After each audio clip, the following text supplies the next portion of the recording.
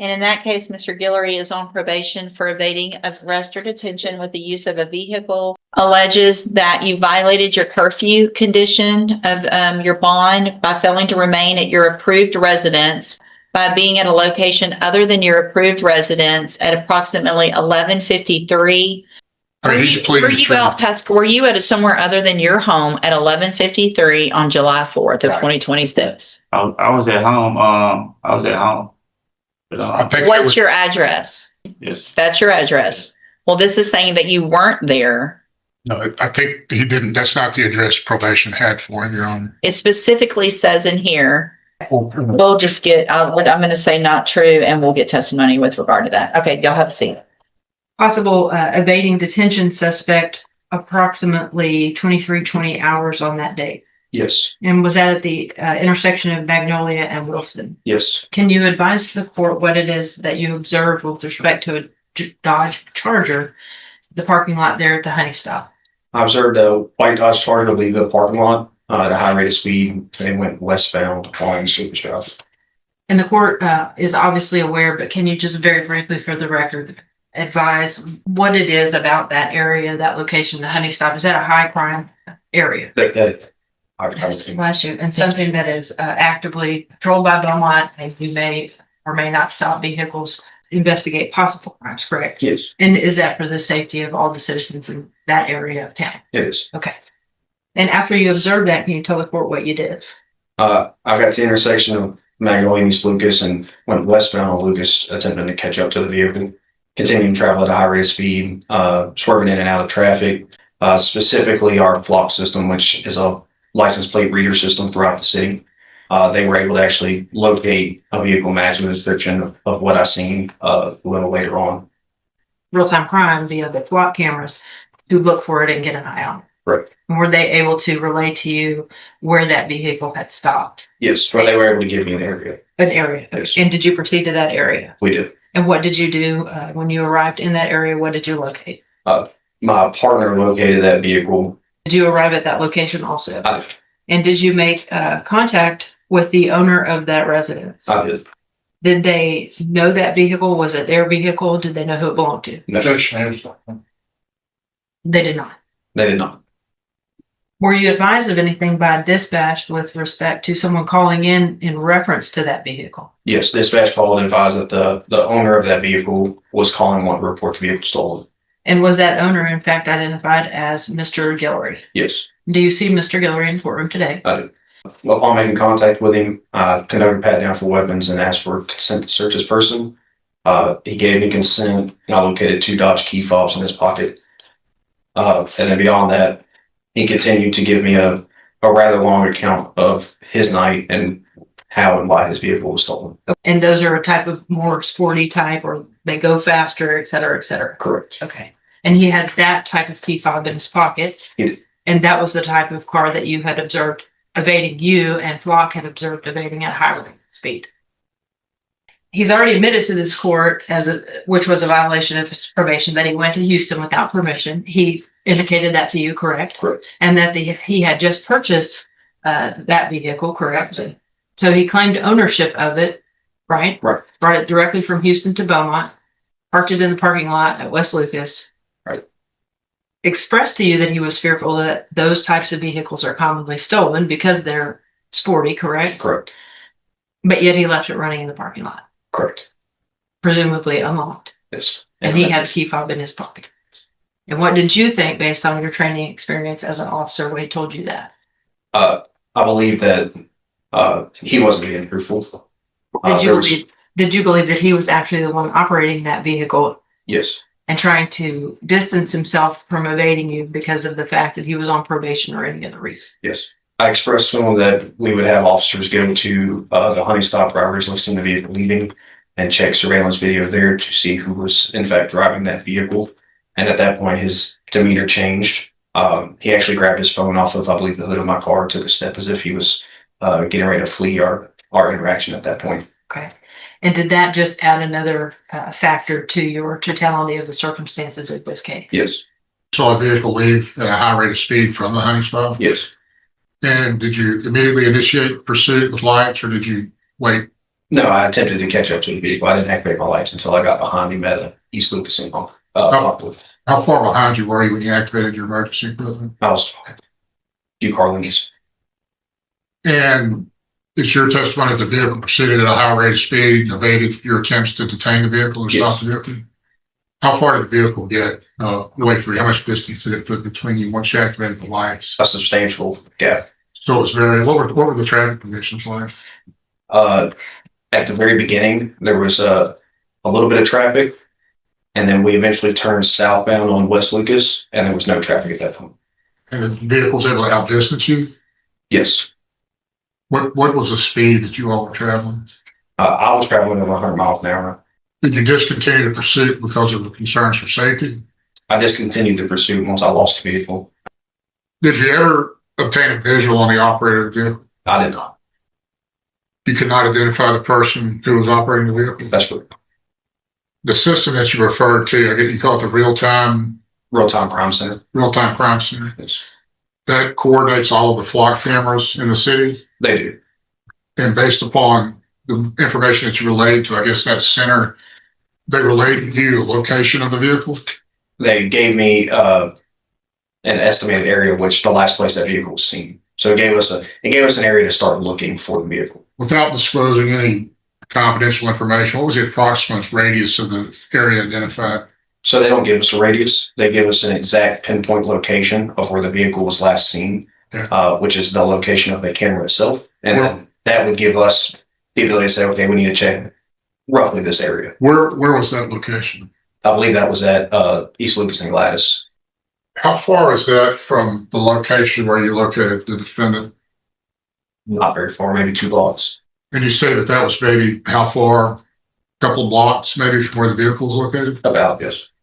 One were traveling on foot. How long do you think it would take to cover that distance? Less than 5 minutes. You said it was located, the vehicle was located in a residence, is that correct? It was. Did they have a ring cam or any type of video recording device where you could perhaps ascertain who exited the vehicle? Not that I can recall. Did you attempt to ask, or do you know any efforts were made? Yeah, I spoke with the homeowner very briefly. We had several officers out there. Not long after we found the vehicle was when dispatch advised me that Mr. Gitter was wanting to report it stolen. So I then relocated to him to speak with him. So you're unaware of whether there was any surveillance from the residents? Correct. Aroused your suspicions during this interaction? He fob in his pocket. Are you familiar with the mechanics of the way that vehicle operates, the ignition system? No. Do you know that I don't know either. I'm pretty much a traditional person when it comes to vehicles. I like old things. But this evidently is the type of vehicle where you don't have to have the key fob for the vehicle to be running. Or you have to have the key fob, but it doesn't have to be inserted. There isn't any kind of mechanical device in the vehicle where it has to be inserted. I don't believe so, no. So I guess the push button Yes. before the vehicle can initiate it. I believe so, yes. If it's remote started. And so, I don't. here's the thing. I've had cars that do this. So, y'all can go into it. But if if you're in your car and y'all can set my understanding, since nobody has whatever understanding, my understanding of my vehicles that have had a key fob, if I'm already in my vehicle and it's going, I stop and leave it running and get out with my key fob. Someone could get in it already running and drive it. Once they stop and turn it off, that's it. You have to have the key fob. So if you stop and leave it running, then someone could drive it. Or if you remote start it, probably not without the key fob. Okay. Well, I guess we'll take the judges. If anybody disagrees, y'all are welcome. That's how they've all worked that I've had. Excellent. All right. Anything else, Ms. Malfino? No, Judge. Thank you, sir. You can step down. Yes, sir. Very briefly refresh the court's memory with respect to the addresses that he gave. Where was he supposed to be? How does that work with respect to it changing?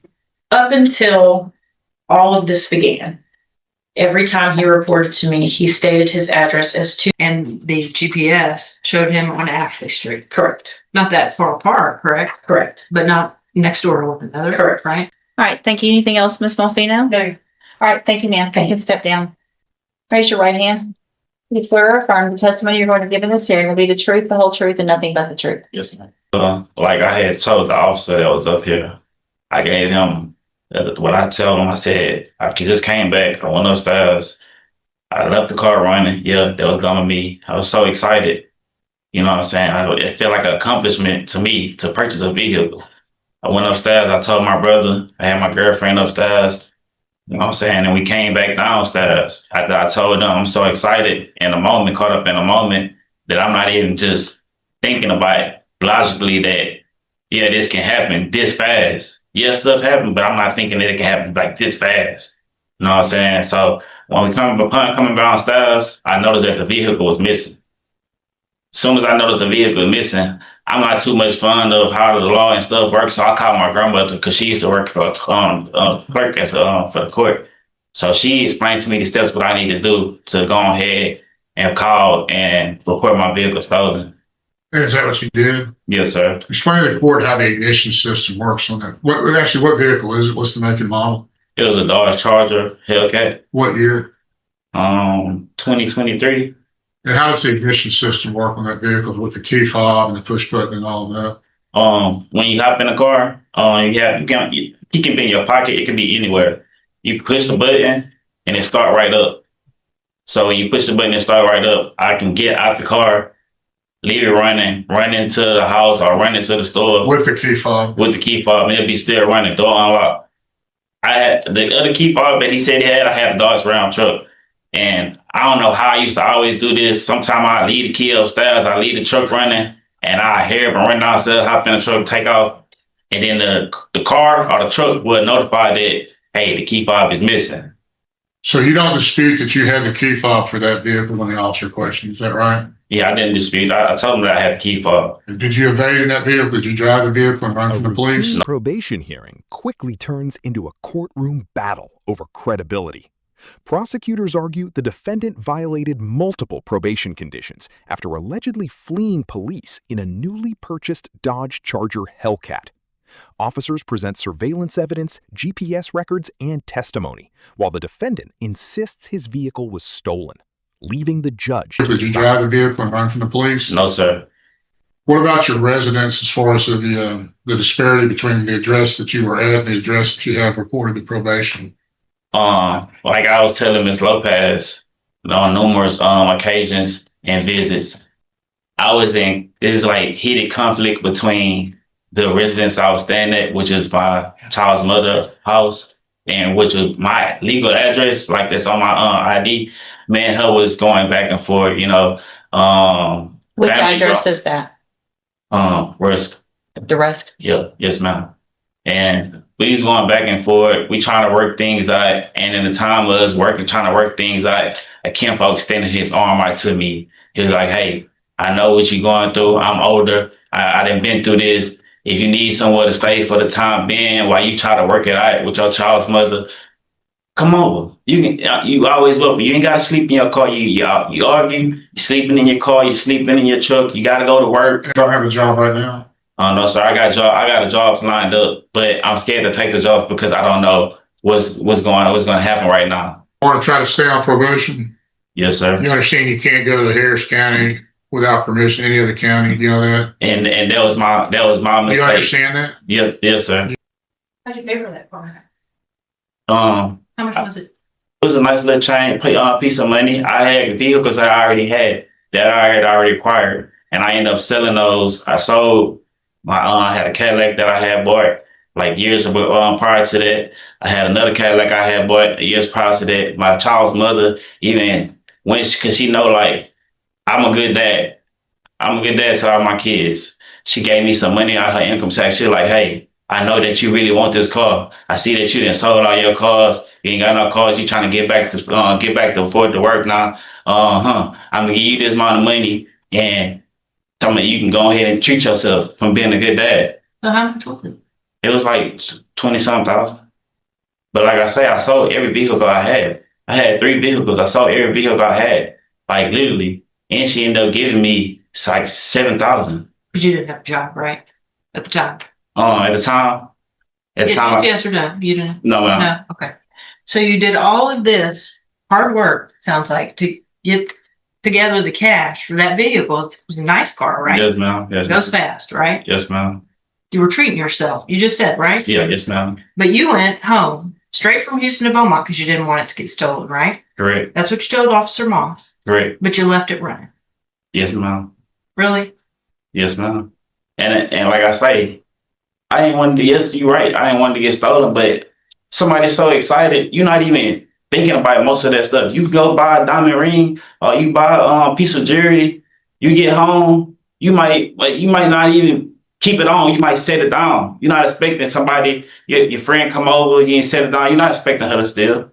Right. We're not talking about a diamond ring. We're talking about you just spent $20,000 in Houston. Exactly. For a I Dodge just use a scenario. Hang on. For a Dodge Charger, Hellcat, or whatever it is, and drove it straight to Beaumont because you were so excited and you were so nervous that something might happen to it. And yet you left it running and you want Judge West to believe that someone else just happened to get in it, innovate all over Beaumont. And then when you went back downstairs, you called 911 and said it was missing, right? Yes, Is ma'am. that what you want her to believe? Yes, ma'am. And you violated all these other conditions of her probation, right? But she's supposed to take your word for this? Yes or no? Yes, ma'am. Thank you.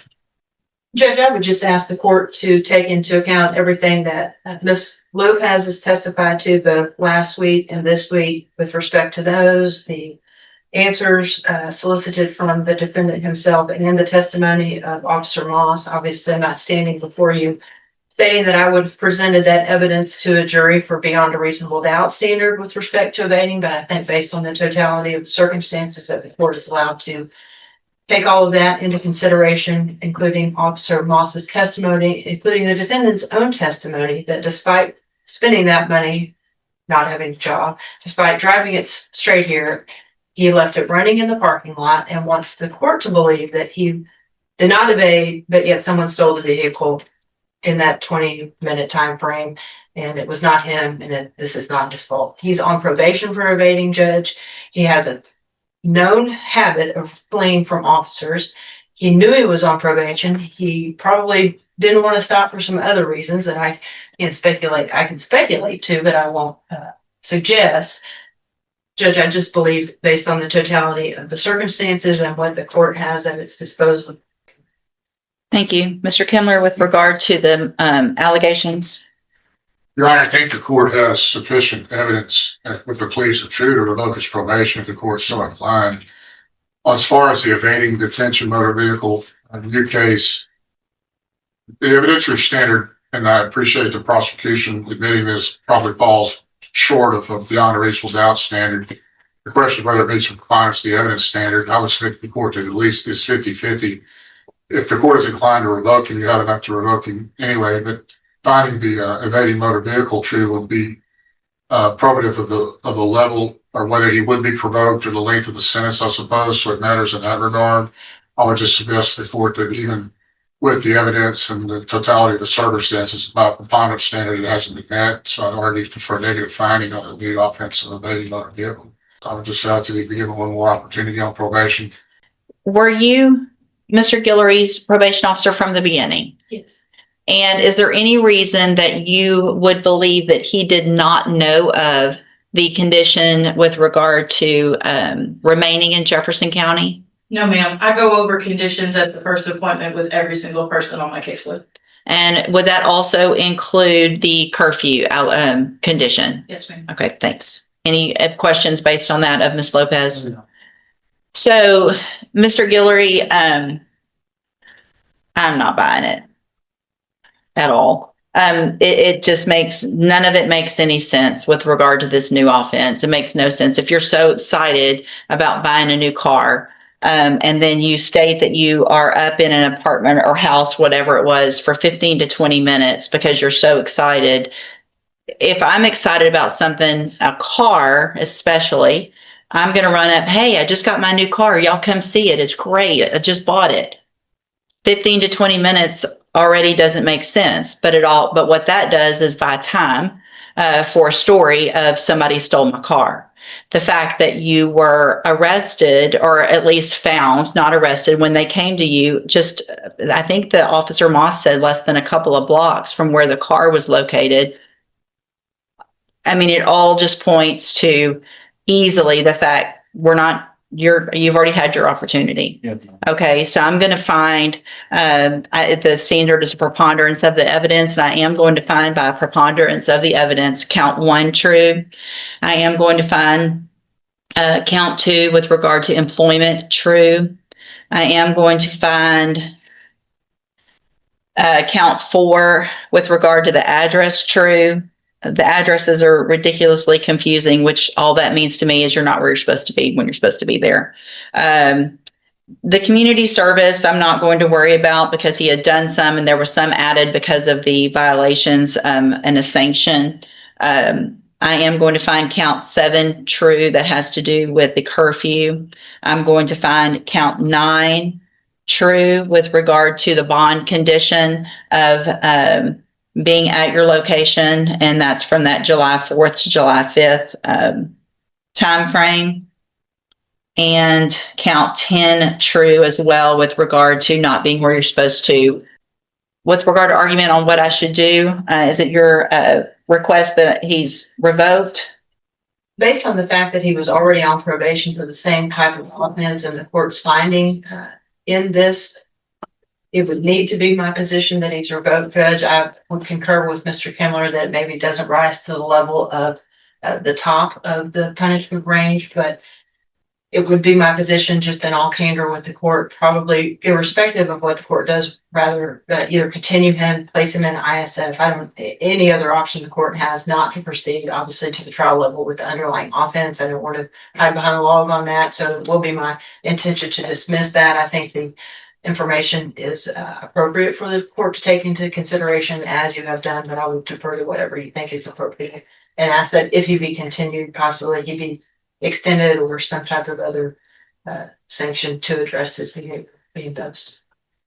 Ms. Lopez, I know we didn't get an update done because you would be here. And typically an update would have a recommendation with regard to Mr. Guillory. I know he already had a 30-day sanction in our county jail. Do you feel like there's any chance of him being successful, or is it your position that he should be revoked? He's denied responsibility in all of these instances. If he had taken any form of responsibility, my opinion may be different.